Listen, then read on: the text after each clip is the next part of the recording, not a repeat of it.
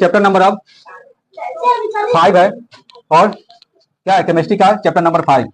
आज पढ़ेंगे प्राकृतिक संसाधन, 9th क्लास का चैप्टर नंबर 5, प्राकृतिक संसाधन। प्राकृतिक संसाधन ये चैप्टर का नाम है और ये केमिस्ट्री का सबसे अंतिम चैप्टर है। इसके बाद केमिस्ट्री समाप्त हो जाएगा, इसके बाद फिर क्या है, फिजिक्स से स्टार्ट होगी। तो ये प्राकृतिक संसाधन, आज मेन फोकस रहेगा संसाधन के बारे में। संसाधन क्या है समझ रही है?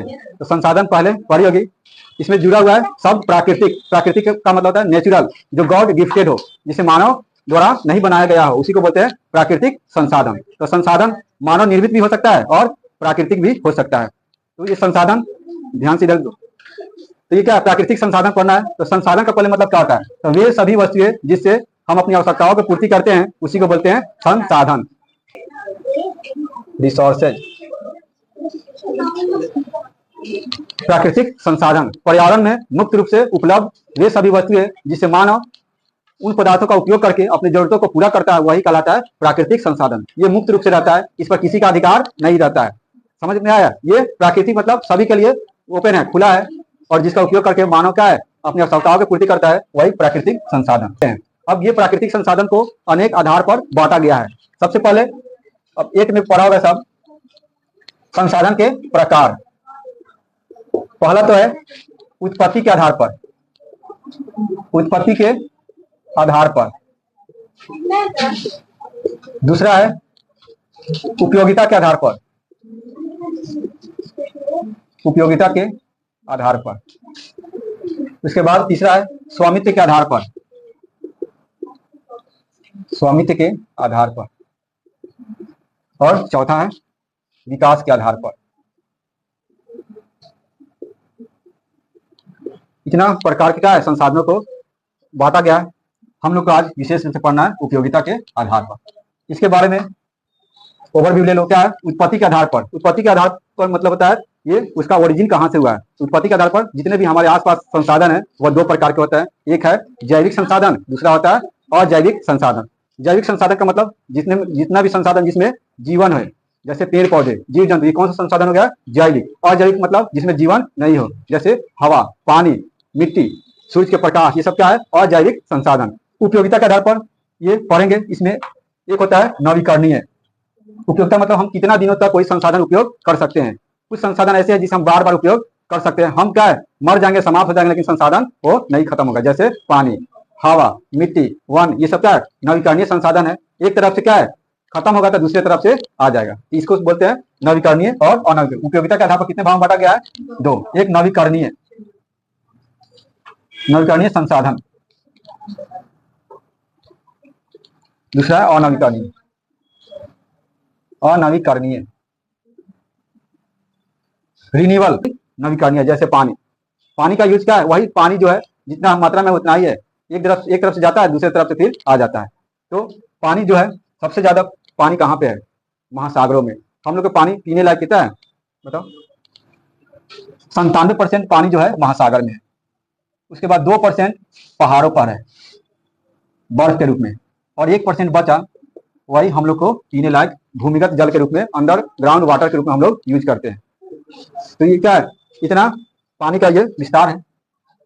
पहाड़ क्या है? बर्फ के रूप में है, पूरा जाएगा हिमालय पर तो पूरा क्या, वहाँ चट्टान नहीं दिखाएगा, पूरा बर्फ के चादर बिछा हुआ दिखाई देगा। तो सब बर्फ क्या है, पानी यहाँ से जाता है, वाष्प बन के उधर जैसे जैसे जाता है, वह जाके ठंडा होकर जम जाता है। उपयोगिता के आधार पर संसाधन दो प्रकार के, नवीकरणीय और अनवीकरणीय। स्वामित्व के आधार पर ये 4 प्रकार के पढ़ेंगे। स्वामित्व मतलब अधिकार। इसमें स्वामित्व में जैसे कुछ होता है ऐसे वस्तु जिस पर किसी व्यक्ति का अधिकार होता है, उसको बोलते हैं व्यक्तिगत संसाधन। जैसे ये सब बेंच वगैरह सब क्या है, मेरा पर्सनल है, ये क्या होगा? व्यक्तिगत संसाधन। वो जैसे हो गया रोड, रोड कौन सा हो गया? वो हो गया सार्वजनिक। क्या है? सार्वजनिक। तो पहला है व्यक्तिगत मतलब किसी खास आदमी का, और सार्वजनिक मतलब पब्लिक, जिससे सबके लिए खुला हो। पार्क हो गया, उसके बाद हॉस्पिटल हो गया, रोड हो गया, बगीचा, गार्डन हो गया, ये सब क्या हो गया? सबके लिए ओपन हो, सरकारी हो, तो वो कहलाता है सार्वजनिक। तीसरा होता है राष्ट्रीय, जो क्या है? देश का हो। तो राष्ट्र के अंदर जितना भी, जैसे कोयला की खान, जंगल, पहाड़, इस सब, नदी, इस पर किसका अधिकार है? सरकार का। तो ये हुआ राष्ट्रीय संसाधन। और एक होता है अंतर्राष्ट्रीय संसाधन, मतलब सब देश का बाहर, मतलब उसके किसी भी देश के दायरे में ना हो। जैसे ये महासागर, जितना भी महासागर है किसी देश का अधिकार नहीं है। तो वो कौन सा हो गया संसाधन? अंतर्राष्ट्रीय संसाधन। तो 4 प्रकार के, व्यक्तिगत, उसके बाद सार्वजनिक, उसके बाद राष्ट्रीय और अंतर्राष्ट्रीय। विकास के आधार पर भी 4 प्रकार के, जो क्या है वर्तमान में अभी क्या है उपयोग हो रहा है, उसको बोलते हैं विकसित संसाधन। जिसके फ्यूचर में होने की संभावना है उसको बोलते हैं संभाव्य संसाधन। जो अभी उपयोग नहीं हो रहा है, जैसे हिमालय से जितना भी क्या है झरना है, पानी गिरता है, उसका यूज हम लोग बिजली बनाने में नहीं करते हैं, तो अभी उसी तरफ बढ़ता जाता है। लेकिन फ्यूचर में एक दिन ऐसा आएगा, उसमें टरबाइन लगा देंगे, ऊपर से पानी गिरेगा और हम लोग यूज कर लेंगे, तो वो क्या यूज में आ जाएगा। जैसे अभी क्या है सोलर एनर्जी, सूर्य के प्रकाश में बहुत सारे एनर्जी है, फिर हम थोड़ा सा यूज करते हैं सोलर पैनल का यूज करके, अभी वो भी सही से विकसित नहीं है। तो वर्तमान में जो विकसित है उसको बोलते हैं विकसित संसाधन, और जिसे भविष्य में विकास होने की संभावना है, जिसका अभी टेक्निक खोज नहीं हुआ है, उसको बोलते हैं संभाव्य संसाधन, और जिसे बचा कर रखा गया है उसे बोलते हैं संचित संसाधन। ये आगे के क्लास में होगा। तो आज पढ़ना है उपयोगिता के आधार पर ही, इस चैप्टर में दायरा यहीं पे है, नवीकरणीय और अनवीकरणीय संसाधन। तो अब उपयोगिता के आधार पर अब क्या प्राकृतिक संसाधन को उपयोगिता के आधार पर पढ़ेंगे, और क्या ये सबको स्केप करते हुए, इग्नोर करते हुए हम लोग आएंगे इसमें नवीकरणीय और अनवीकरणीय संसाधन। नवीकरणीय संसाधन का डिफिनेशन आएगा, किसे कहते हैं नवीकरणीय संसाधन? तो वैसा संसाधन जिसे हम भविष्य में बार बार उपयोग कर सकते हैं, जिसे समाप्ति होने की संभावना न हो, उसे बोलते हैं नवीकरणीय संसाधन। इसी का जस्ट अपोजिट क्या होगा? ये हो जाएगा अनवीकरणीय संसाधन, जिसकी मात्रा लिमिट है, सीमित है, कुछ समय के बाद क्या है उपयोग करने के बाद वह समाप्त हो जाएगा, वह कहलाएगा अनवीकरणीय संसाधन। अब इसमें कौन आता है? कोयला, पेट्रोलियम और प्राकृतिक गैस। 3 चीज याद रखना, कोयला, पेट्रोलियम और प्राकृतिक गैस। इसी को बोलते हैं जीवाश्म ईंधन, फॉसिल फ्यूल। जीवाश्म ईंधन मतलब जीव जंतु के क्या है अवशेष से जो प्राप्त होता है ईंधन, उसको बोलते हैं जीवाश्म। ये सब अनवीकरणीय है। अब इसमें कोयला, पेट्रोलियम और प्राकृतिक गैस। नवीकरणीय संसाधन में कौन हो जाएगा? पहला पढ़ेंगे वायु, उसके बाद जल, उसके बाद मृदा, उसके बाद वन, उसके बाद सौर ऊर्जा, बहुत सारा है, सौर ऊर्जा, तापीय ऊर्जा, भूतापीय ऊर्जा, ज्वारीय ऊर्जा, ये सब नवीकरणीय स्रोत है। जीवाश्म ईंधन में, अनवीकरणीय ऊर्जा में कोयला, पेट्रोलियम, प्राकृतिक गैस। देखो कितना दिया है प्राकृतिक संसाधन, उसमें पढ़ना उपयोगिता के आधार पर नवीकरणीय और अनवीकरणीय। और उसमें भी क्या है, 2 टाइप है, तो इसमें भी क्या है फोकस है नवीकरणीय संसाधन पर। नवीकरणीय संसाधन में भी कौन कौन से संसाधन पढ़ना है? वायु, जल और मृदा, 3 ही इस चैप्टर में पढ़ना। फिर इस सब का है दूसरे क्लास में, फिर आगे क्लास में ये सब पढ़ाई होगी। तो पहला पढ़ना है वायु। कहाँ से आए? उपयोगिता के आधार पर नवीकरणीय में आ गए वायु में। अब वायु में पढ़ लेंगे आज, पूरा क्या वायु के बारे में चर्चा होगी। वायु क्या है, चल यहाँ लिखते हैं। वायु का मतलब एयर। वायु मतलब क्या है? अब आएगा वायु का भौतिक रूप क्या है, ठोस है, द्रव है या गैस है? क्या है? गैस है। वायु क्या है? एक गैसों का मिश्रण है। इसमें एक गैस नहीं, अनेक गैसों का मिश्रण है। वायु को हम देख सकते हैं? नहीं। वायु अनेक गैसों का मिश्रण है। और वायु में आएगा वायु के अवयव बताए, वायु में क्या क्या पार्ट है वो बताना है। तो वायु में बताओ तुम लोग के हिसाब से क्या है वायु? वायु में पहले तो क्या है, सबसे ज्यादा नाइट्रोजन है। कितना परसेंट? 78%। 100 भाग में सबसे ज्यादा गैसों में क्या है? नाइट्रोजन। उसके बाद ऑक्सीजन है। ऑक्सीजन कितना? 21% ऑक्सीजन है। कितना बचा? 1%। 1% में ही बाकी सब है। इसके बाद है जल वाष्प। जल वाष्प जानता है सब, वाटर वेपर, जल वाष्प। उसके बाद मिट्टी का भी क्या है? धूलकण दिखाई देता है, ये धूलकण है, धूलकण। इसके बाद अन्य गैस। अन्य गैस में क्या होगा? CO2। उसके बाद हाइड्रोजन गैस, हीलियम गैस, अन्य निष्क्रिय गैस भी है। समझ में आया? वायु में बताओ इतना सारा भाग है। वायु अनेक गैसों का मिश्रण है। गैस के साथ साथ जलवाष्प भी है, धूलकण भी है। तो गैस में गैसों में सबसे ज्यादा गैस कौन सा है? नाइट्रोजन। उसके बाद ऑक्सीजन। ऑक्सीजन हम लोग के लिए, जीवों के लिए जीवनदायिनी गैस क्या है? ऑक्सीजन, मात्र 21%। ये 78% जो नाइट्रोजन है कहाँ यूज होता है? तो जितना भी पेड़ पौधे है सबको क्या है, पेड़ पौधों के लिए, वृद्धि विकास के लिए ये यूज होता है। किसी वस्तु को जलाने में भी क्या सहायक होता है। ऑक्सीजन भी क्या है? जलाने में सहायक होता है। तो ज्यादा पेड़ पौधे यूज करते हैं ये नाइट्रोजन। अब देखो इन गैसों में हम लोग क्या है, जो पृथ्वी पर रहते हैं सतह पर, गैसों के क्या है, नीचे दबे हुए हमारे आसपास चारों तरफ क्या है, हवा है। जहाँ हवा है वहां मतलब गैस है। अब इस गैस में हम लोग जैसे पानी में क्या है, हम लोग स्थलीय जीव है, मतलब हवा में चलते रहते हैं, डुबकी लगाते रहते हैं, हवा चारों तरफ है, आसानी से हम लोग क्या है सांस ले लेते हैं। हम लोग का वैसा ही बनाया गया है ऑर्गेन, फेफड़ा हवा को सोखने के लिए। वही पानी में जाएंगे तो क्या होगा, हम लोग को फेफड़ा में पानी घुस जाएगा, उसके बाद जितना भी सांस लेने वाला और सिस्टम है, श्वसन तंत्र, सब क्या होगा, ब्लॉक हो जाएगा, हम लोग मर जाएंगे, क्योंकि वैसा हम लोग का सिस्टम नहीं बना है। हाँ, लेकिन जो क्या है, हम लोग स्थलीय जीव है, तो स्थलीय जीव के लिए सांस श्वसन अंग कौन सा है, फेफड़ा। फेफड़ा से ही सांस लेता है, हवा को सोखने के लिए बनाया गया फेफड़ा। लेकिन जो जलीय जीव है, अब उसके लिए क्या स्पेशल गिल्स बनाया है, जैसे मछली में क्या है, गिल्स होता है, स्किन से भी बहुत सारे श्वसन कर लेते हैं। जैसे मेढक है, मेढक क्या है, उभयचर है, जोंक है, सांप है, ये सब का क्या है बनावट ऐसा है कि उभयचर, ये स्थल पर भी रह सकता है, जल पर भी रह सकता है। हम लोग जो है स्थलीय, मात्र क्या एक ही स्थल भाग पर शुद्ध ऑक्सीजन को हवा से ही हम लोग ऑब्जर्व करेंगे। अब बताओ इस हवा का लेयर है क्या, अब कहां तक है हवा, कभी इमेजिन किया है सब, आसमान में एक लिमिट होगा ना हवा, तो हवा लगभग जब जाएंगे यहाँ पृथ्वी से तो 1000 किलोमीटर तक हवा मिलेगा। पृथ्वी से ऊपर जाएंगे तो 1000 किलोमीटर तक हवा मिलेगा, ठीक। लेकिन इस 1000 में सबसे ज्यादा घनत्व कहाँ है, हवा का प्रेशर कहाँ है, जमीन पर। वो भी जमीन पर क्या है, जहाँ समुद्र पर, जहाँ पानी है वहां पर ज्यादा रहता है।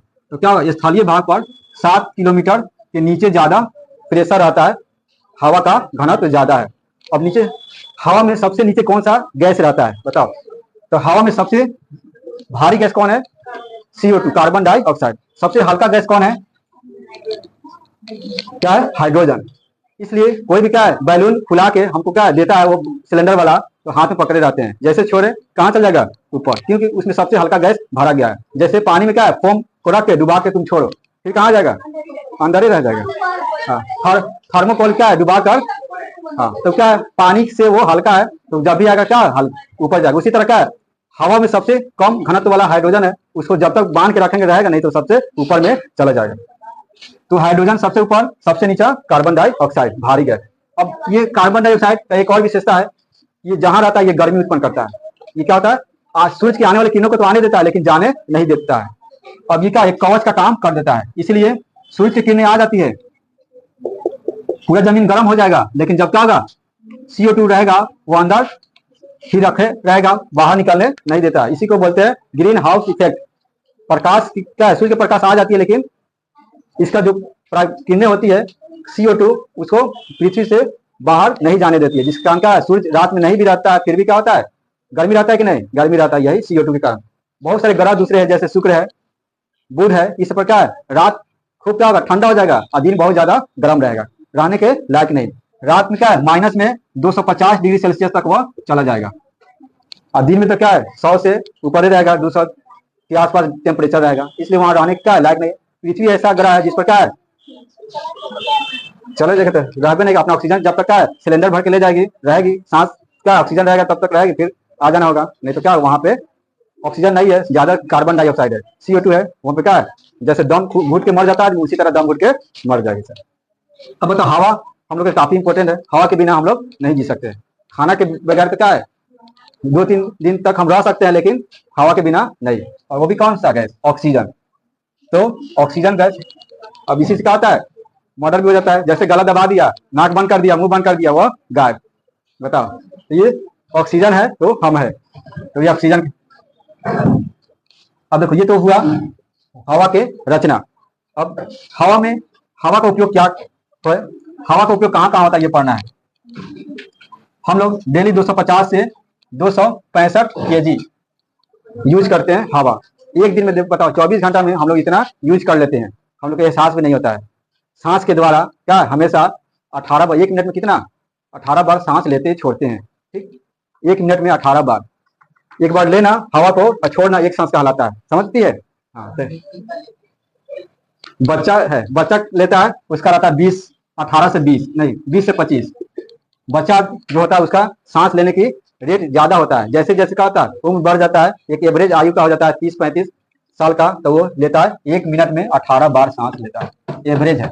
अब क्या है, जबरदस्ती क्या है अपने मन से लेने लगो और छोड़ने लगो तो अलग बात है, एवरेज क्या है, एकदम सुकून से भरा। अब क्या है, दौड़ दौड़ जाओ, और दौड़ने के बाद क्या रुकेगा तो सांस तो क्या होगा, ज्यादा लेगा। तो उस समय की स्थिति नहीं, नॉर्मल स्टेज में जब क्या है सुकून हो, कोई क्या है फिजिकल वर्क नहीं कर रहे हो, उस समय क्या होगा 18 बार लेगा। हाँ, अब क्या है, अब जैसे खूब मेहनत करेगा उस समय तो क्या एनर्जी हमारा ज्यादा लॉस होगा। एनर्जी लॉस होगा तो क्या हवा की ज्यादा आवश्यकता पड़ेगी, हमारे जितना भी ग्लूकोज खाए हैं भोजन को जलाने के लिए, तब तो हमारे सांस के क्या रेट बढ़ जाती है। चलो, तो हम लोग क्या है इतना एक दिन में इतना केजी हम लोग सांस के द्वारा हवा को लेकर छोड़ देते हैं, इतना चाहिए। अब देखो ये तो क्या है हवा। अब हवा में भी क्या है, हवा में बहुत सारे परत है, हवा के बहुत सारे परत है। उसमें सबसे नीचे वाला परत है, उसका नाम है क्षोभ मंडल।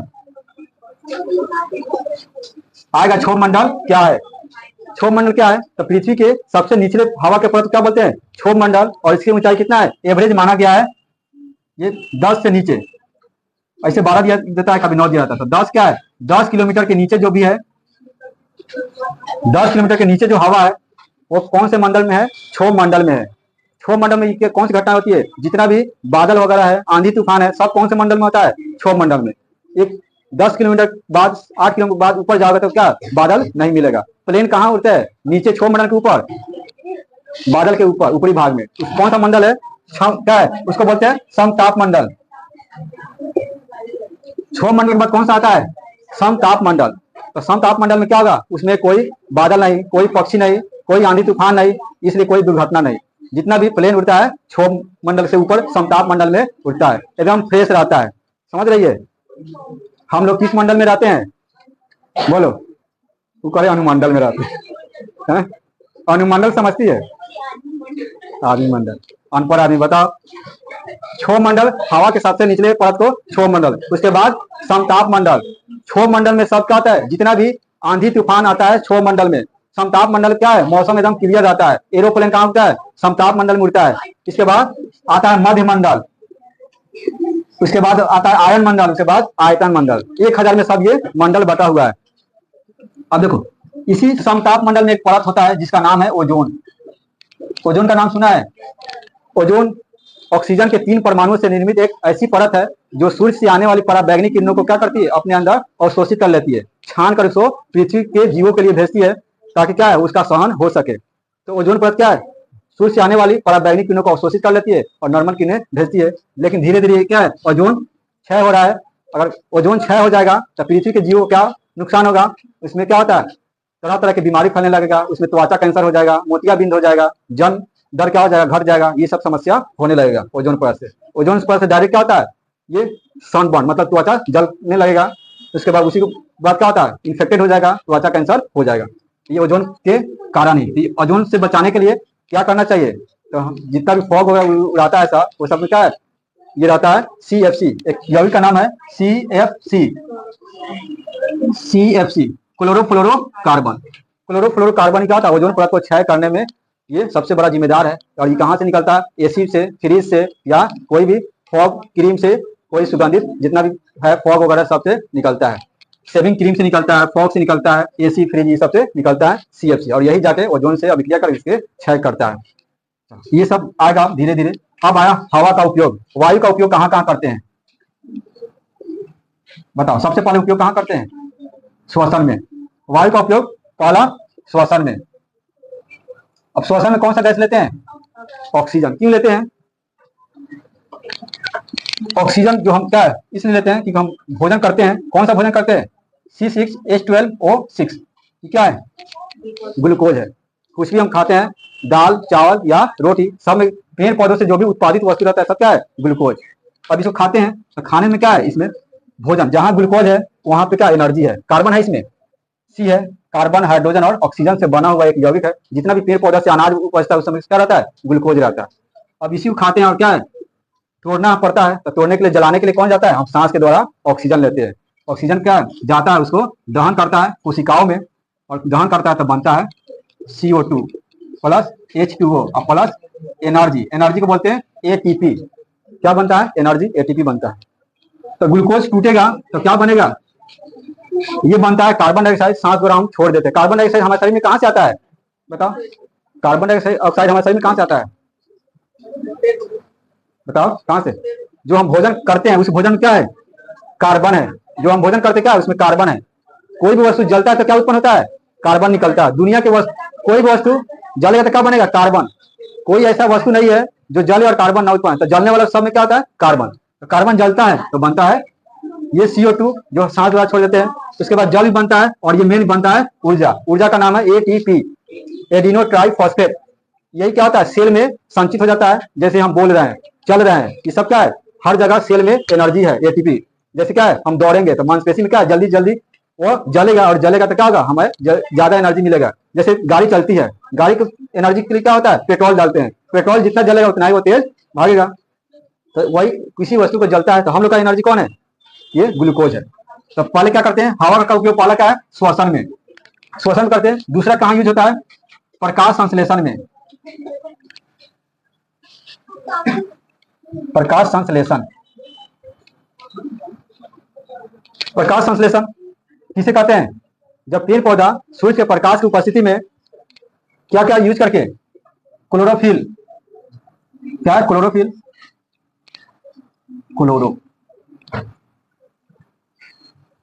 क्लोरोफिल का यूज करता है।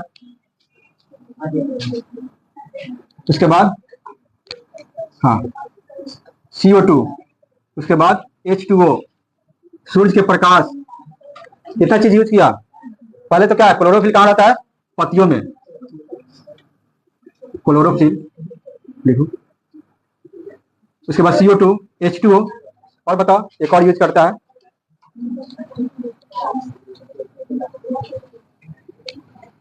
सूर्य के प्रकाश।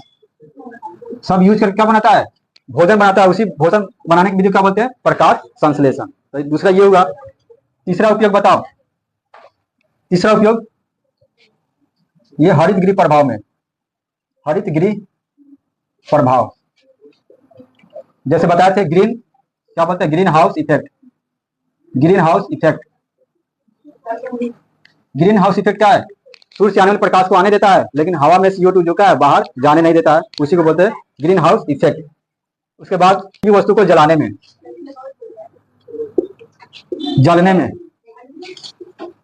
कोई वस्तु जलेगा कब, जब हवा रहेगा तब। हवा रहेगा तो क्या होगा, हवा के ऑक्सीजन जल जाता है, और क्या होता है, जलने के बाद CO2 उत्पन्न होता है। आग बुझाने वाला क्या होता है, बताओ, आग बुझाने वाला गैस का नाम बताओ तो, आग बुझाने वाला गैस, CO2। CO2 क्या होता है, आग बुझाने वाला गैस होता है। फायर एक्सटिंग्विशर देखा है, फायर एक्सटिंग्विशर जैसे क्या होता है, उसको बोलते हैं अग्निशामक यंत्र। सिलेंडर में रहता है, जैसे आग लगता है तो क्या है, नॉब को दबाया जाता है, धुआं की तरह निकलता है, और वो क्या निकलता है, CO2 गैस निकलता है। CO2 गैस जहां जाता है ऑक्सीजन से संपर्क तोड़ देता है, और आग को क्या है, जलने से रोक देता है, इसलिए आग बुझाने में दिया जाता है। तो अभी पढ़ना है प्राकृतिक संसाधन, क्या है, संसाधन की उपयोगिता के आधार पर दो प्रकार, नवीकरणीय और अनवीकरणीय। जितना है उतना लिखो, आज लिखो, अभी कॉपी निकालो। हाँ